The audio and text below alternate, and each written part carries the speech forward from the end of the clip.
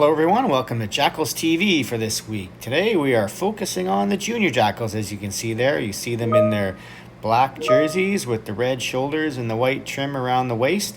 They are taking on the Muckers this week. You see them there in their white Canucks themed colors with the blue and green trim. The Jackals have beat the Muckers both times they've played them earlier this season. Both close games, 3-2, one in overtime, one with a late goal by the Jackals. So the Muckers will be looking for revenge this week, and we'll see how the Jackals can do holding them off. So let's head right to the first period highlights. We start off with the Jackals on an offensive zone face-off early in the game. The puck gets rimmed around and Holden cuts across there to cut it off, chips it down low to Ethan, gets the pass back, cuts to the front of the net, makes a really nice Forsberg-like one-hand backhand move through the 5-hole of the goalie, and the Jackals have a 1-0 lead early on the Muckers. The Muckers look to respond right away here. Coming down the right side, the rebound pops out there off of Cam's pad. The player can't convert on it though. There's a turnover, and they get a few more cracks at it as the screen goes off the play a little bit there. But the puck comes out to the point. They pull it to the side there, make a little play across the ice. Once it goes out to the point, it's going to go across the ice here to the guy coming in from the point, and he's going to put it high blocker there. Snipes one home, and the Muckers do tie it up shortly after the Jackals get the lead. It is now 1-1. Remember that rebound for later, folks. So here we see the Muckers get a turnover at the point, come in, go wide with it, put it out in front. It hits Daryl's skate, settles down there for the player who finds it and shoots it home off that rebound off his skate, and it's now 2-1 for the Muckers. Here we see a little spinorama move, little backhand pass out. There's a tap in to make it 3-1, but the guy can't get a handle on it, and it stays 2-1. Muckers still coming here, putting the puck down low, getting a one-timer shot off there that's saved, and a guy on the back door gets a big swing but misses it outright, and again, it could have been 3-1 for the Muckers, but it remains 2-1. It does end up being 3-1 though. Here we see a point shot, seeing eye through a bunch of bodies, it hits the post and it goes in, and we move to the second period with a 3-1 Muckers lead. And after a big first period by the Muckers, we're going to see the Jackals respond. Here we see Quinn going down the ice off a turnover through a bunch of players, pulls it to his backhand, tucks it home. Really nice goal to go along with the first goal that the Jackals scored. Those two beauties, and they're back in this game. It's 3-2. We see the Muckers trying to get that lead back, cutting through there, but Cam slides across, gets the toe down, and keeps it out. Again, they keep coming. A shot on net there that bounces out.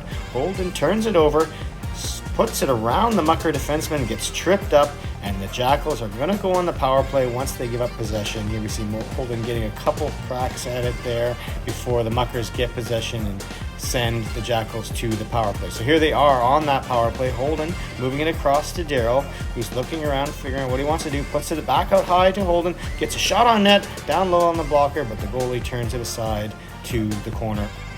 But the power play continues, and here we see Quinn picking it up behind the net, winding up with it, getting speed through the neutral zone, coming in on the defenders.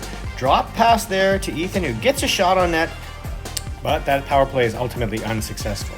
Here we see the Muckers pulling the puck out front. They pass it over to number 1, who has a lot of empty net there, but he scoops it wide, and it stays 3-2. Here's a turnover in the neutral zone. Bob picks it up, heads down the right side with it. Josh does well to delay a little bit to create a passing lane. Bob puts it back to him. Josh gets the shot on net, but the goalie turns it aside. Here we see another turnover. Quinn knocking that puck down at center. He's going to cruise in on the left here, and he's going to cut through the middle, try to stuff it home. The goalie does a good job to slide across and cover that one up.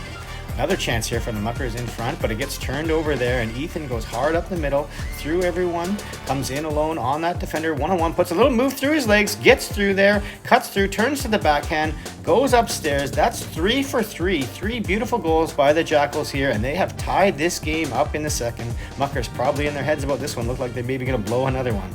Here come the Jackals again. McKenna back behind the net with it, turns around, tries to swipe it up front. It doesn't go there, but Josh does manage to pick that up. Fine, hold it in front, who tries to put it on net. It deflects off the defender's stick and goes over the net, and we move to the third period with a 3-3 tie still on the board.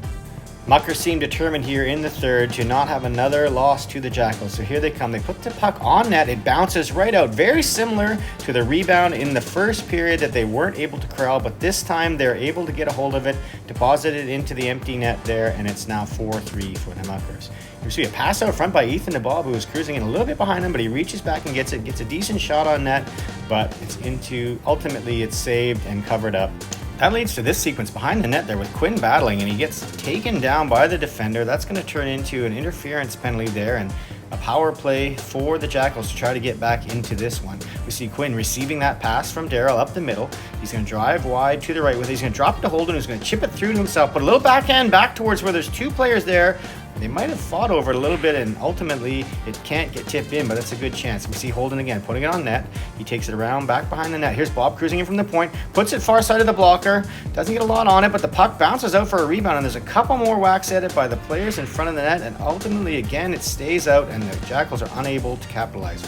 Here they are again a little bit later though. Ethan again, nice little move to turn that turnover along the wall into a breakaway, but he's in too tight and he can't quite make the move to score. And that's going to result in the Muckers coming back the other way. You see this in hockey all the time. They're going to drive wide, put it out front, tap it around on the other side there after that one good chance, and this guy in the green pants is going to put that player in the washer a bit and ultimately score and turn it into a 5-3 lead for the Muckers. A chance at one end for the Jackals, and it turns into a goal at the other end. Here we see the Jackals with the goalie pulled, trying to get one more chance at it there. Gary had a chance to go play, gets cross-checked from behind, knocked down, no penalty, and that's going to end the game. 5-3 loss for the Jackals. The Muckers get their revenge from earlier in the season.